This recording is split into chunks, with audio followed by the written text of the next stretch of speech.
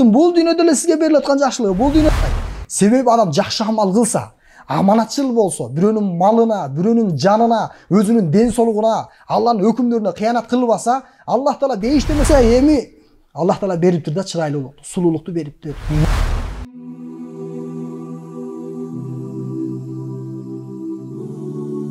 Rabbimiz sallallahu aleyhi ve sellem hadiste aytат: "La imana liman la amanata lah."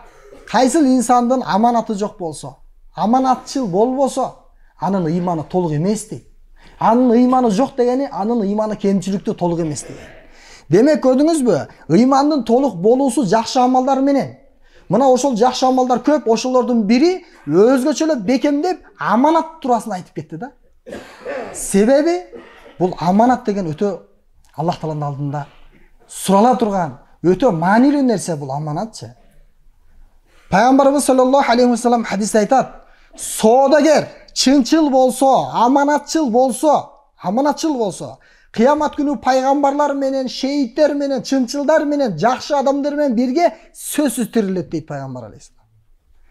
Аманатчыл зарыл. Аманатчыл болуу бул өтө зарыл да, ыйманды толуктай турган нерсе. Эми сиз жакшы амал кылсаңыз, мисалы аманатчыл болдуңуз, соодада, мамиледе, эми сизге Аллах Таала бир эле бейиште эмес, сыйлыгыңызды бул дүйнөдө эле берет. Аллах Таала көз алдыңызга Аллах Таала ошол жакшылыктарын көргөзөт да, алып келипчи.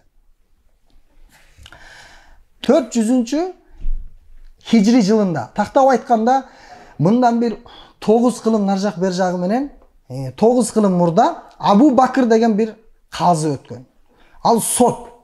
Бүткүл үммөттүн маселелерин ортого коюп, элдерге чечип берген өтө чоң алым, өтө чоң сот. Мына күндөрдүн биринде жолдо кетип бара жатса, бир нерсе бутуна чалынып кетет. Караса бир идиш, ичин ачып караса, кымбат асыл таш экен да. Анан кимдики болду экен бул? Ушунчалык чоң, ушунчалык кымбат.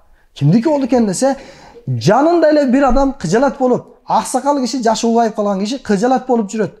Ким көрдү? Ким көрдү менин баягы түшүп кеткен идишимде бир бриллиант бар эле, кымбат асыл таш бар эле. Ошону ким көрдү деп жарыялайт. Ким эгер таба турган болсо, мен ага 100 окуя берем. Мен ага көп сыйлык берем, ыраазычылык билдирем мен ага деп баягы бир аксакал кыжалат болуп жүргөнүн көрөт. Абу Бакыр бул казы, соттордун эң соту, кыянатчыл эмес, аманатчыл, адилеттүү, Алладан коркот. Эми акырын чөндөрүнө сала алат. Точно ушунуку турбайбы? Эгер аныкы болбогондо албайт эле. Ушунуку турбай, жолдон көрүнгөн нерсени ала бербеш керек. Бир нерсени алдыңызбы? Бул сизге аманат болуп калат. Анын ээсин тапмайын, ал сизге ал адал эмес. Жанагы адам тапты. Абу Бакыр кади. Ал барды дагы аксакалга: "Жүрүңүз. Мага бир конок болуңуз аксакал. Бир отуруп чай ичели. Неге кыжалатсыз? Ушундай бир кымбат нерсени, атайын бир кызым бар эле, жалгыз кызым бар эле, ошого берейин дедим эле, ушундай акыбал болуп калды. Таппай кыжалат болуп атам" дейт. Кыжалат болбоңуз. Кичине ысык чай ичип алалы, үйүнө киргизип, сыйлап, урматтап, анан жанагысын берет да. Эми баягы пенденин кубанганын айтпаңыз да. Жана аксакал ушундай ыраазы, көзүнөн жаш, дуаларын, баталарын берип атат. Алла ыраазы болсун. Берейин десе албайт. Адилеттүү да. Аманатчыл да. Ал аманатчыл болгон үчүн ыйманы толук да. Эми эч нерсе албастан аны узатып коет. Күндөрдүн биринде бир Мекке шаарында жашаган өзүчү, Абу Бакыр кади. Анан бир деңиздин наркы бетине өтүш керек болот, кемеге түшөт, жолдо катуу толкун болуп, ушунчалык катуу толкун кеменин чачып салат да. Кеменин чачып, адамдардын баары чөгүп ошол жерде жан берет. Бирок Алланын кудурети менен Аллах Таала Абу Бакыр кадини, жанагы сотту сактап калат да. Эмне үчүн? Эмне үчүн сактайт? Себеби адам жакшы амал кылса, аманатчыл болсо, бирөөнүн малына, бирөөнүн жанына, өзүнүн ден соолугуна, Алланын өкүмдөрүнө кыянат кылбаса, Аллах Таала бейиште эмес, бул дүйнөдө эле берип баштайт экен да жакшылыктарынчы. Карасаңыз, Алла өлүмдөн куткарды. Биринчи пайдасын эми нар жагын жакшылап угуп турсаңыз дагы айтып беребиз. Эми Алла сак кылды. Алла амандыкта жээкке чыгарды. Бир жыгачка асылып алып, я Алла деп кутулуп кетти да. Анан жерге чыкканда, ал жер бир арал экен, кичинекей эле жер экен, бир айылча экен. Арал экен. Тегерек четин баары суу. Бир мешит бар экен заңгыраган. Демек ал жерде мусулмандар жашайт экен. Мешитке барда намаз окуп атат, Куран окуп атат, отуруп Куран окуп атат, Куран жаттаган. Ушунчалык берилип, бийигүн менен, эми эң талада калды, адрес жок. Кайсыл жак экенин билбейт. Бөтөн жерге барып калды. Кыжалат болуп Кур'ан окуп отурса, элдер угат, аябай бир кары келип тур мешитке. Үнү аябай сонун экен. Бир барайлычы, угайлычы деп укса, ушунчалык баягы коңур үн да.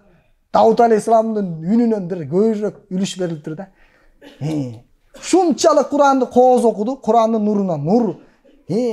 Алтын жанагы берметке алтын жалатылгандай ушунчалык сонун кооз Куранды кооз окуп жатат да Абу Бакыр. Айтам, караса бөтөн адам, кандайсыз? Ушундай келип калдык сиздердин айлаңыздарга. Машалла, Алла разы болсун. Биздин балдар бар, жаш балдар. Аябай илимге биз муктажбыз. Биз ушу Куранды үйрөтүшүңүзгө аябай биз деген ынтызарбыз. Келиңиз биздин балдарыңызды окутпайсызбы десе, анан макул дейт. Анан устаз болуп ошол жерде бир канча убакыттан кийин айтат, биздин ушул башчыбыз өтүп кеткен эле. Биздин ушул жердин башчысы өтүп кеткен. Ошонун жалгыз кызы бар. Эгер мүмкүн болсо жөн эле жүрө бербей бойдок бир сүннөттү тирилтип албайсызбы? Никаху сүннати деген пайгамбар алейхисалам, нике бул менин сүннөтүм деген. Ла сорурата фил ислам, ислам дининде мындай бойдок жүрө берген болбойт, жакшы эмес деген. Эми жөн эле жүрө бербей бир үйлөнүп албайсызбы десе, жок дебейт. Эмнеге жок дейт? Алла берип атса, сунуш кылып атса, өзү сураган жок. Анан баягы жуучулук жөнөтүп, анан кыз дагы разы болот. Машалла, устаз болсо, алым болсо, мен деле разымын деп. Анан экөө жолугуп, баягы кирсе эми Аллах Таала бериптир да чырайлуулукту, сулуулукту бериптир. Нурдан нур. Мындай жакшылап караса, нуруна нур кошкон бир сепишкасы бар экен да. Караса баягы сепишка. Баягы Меккеде тауып алып бир аксакалга бербеди беле? Ал аксакал өтүп кетиптир.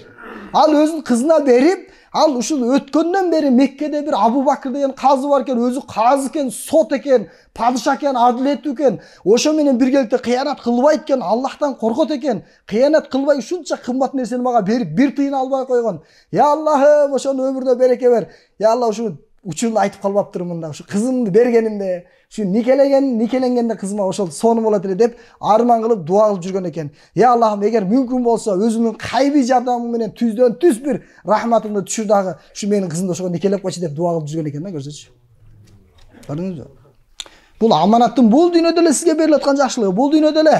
Ахиретте айткан жокпуз. Аны Алла өзү берет да. Алла баарыбызды аманатчыл кылсын, кыянатчыл кылбасын. Алла берген ар бир нерсеге аманат кылайлы. Дин бул аманат. Асман жер көтөрө албаган аманат бул дин. Куран. Биздин ден соолугубуз, ыйманыбыз, үй бүлө, бала чака, ден соолук, байлык, бийлик бардыгы аманат. Убактылуу бизде эртең бардыгынан суралабыз. Аманат өз элине аткаргыла, жеткиргиле, бергиле дейт. Ким даяр ушул аманаттарды жеткиргенге? Маш. Көрөбүз иншалла. Алла кабыл кылсын.